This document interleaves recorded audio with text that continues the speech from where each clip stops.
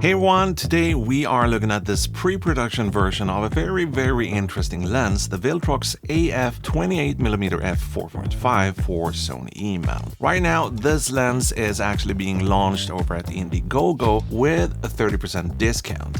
The price is said to be somewhere around 99 bucks to like 109 euros or so. It should be ready to start shipping pretty much any day now. But let's dive in and see what this tiny little full-frame lens is all about. This is a pretty unusual lens in many ways, and despite its tiny size, it actually covers a full-frame sensor. It's got a fixed f4.5 aperture and no manual focus ring. Luckily, the autofocus seems to be working pretty well, and we'll take a look at some more autofocus tests here in just a minute. Another unusual thing with this lens is the front lens cover, which I actually really like for this sort of walking around lens. It kind of reminds me of a point and shoot camera, which is kind of perfect if you're planning on using this for things like travel photography or street photography and that kind of stuff. But sadly, the front doesn't have any filter threads, which kind of sucks for us hybrid and video shooters. But I can only assume it's because of the little clever lever here at the front. But to switch to some positive things, according to Viltrox, they've redesigned and came up with some new formula for their front element, which should be able to produce some pretty nice and interesting looking sun stars. Sadly, I haven't been able to test this as we're currently in some sort of improvised monsoon season here in Sweden, but as soon as there's some sun, I will go out and see what these sun stars looks like. The optical design is also pretty impressive with both ED and spherical elements. I haven't actually been able to pick up much in the way of chromatic aberration while I've been out testing and fiddling around with this lens, but we will take a look at some test shots here in just a second just to see if there's anything this lens might be hiding from us.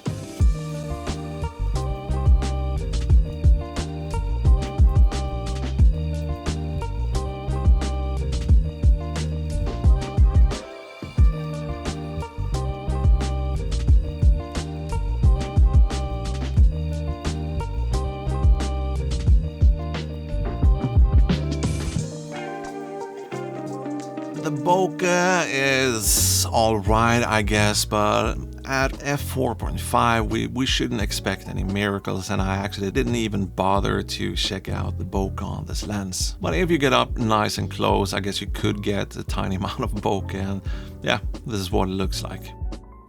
28mm is kind of a great and fairly versatile focal length. It's wide enough to give you control over things like landscapes and cityscapes for travel photography and that kind of stuff, but it also works surprisingly well on a crop censored camera like an Aps-c, where we'll get 42mm full frame equivalent, which happens to be a pretty classic and kind of a go-to focal length for street photography. And if you put this on your Aps-c camera, you will have something that's super duper compact like this.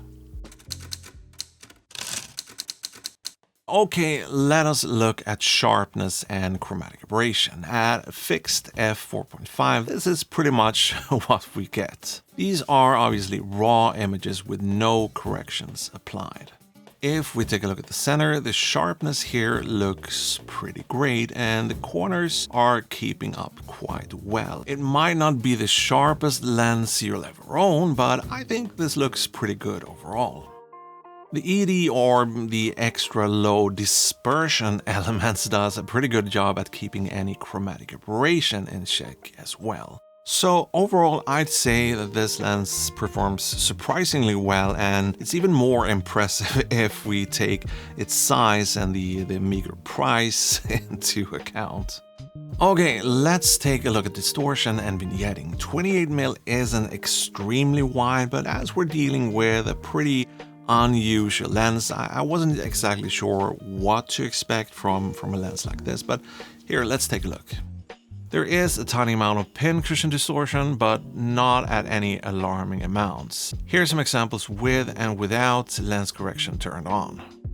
We can also see the corners is getting a touch brighter when we apply the lens correction, which most people probably will do anyway, but even without any lens correction, I think the optical performance is more than enough for 99 bucks and for, you know, a fun little travel and street photography lens. Because I think this is really where a lens like this will be most appreciated.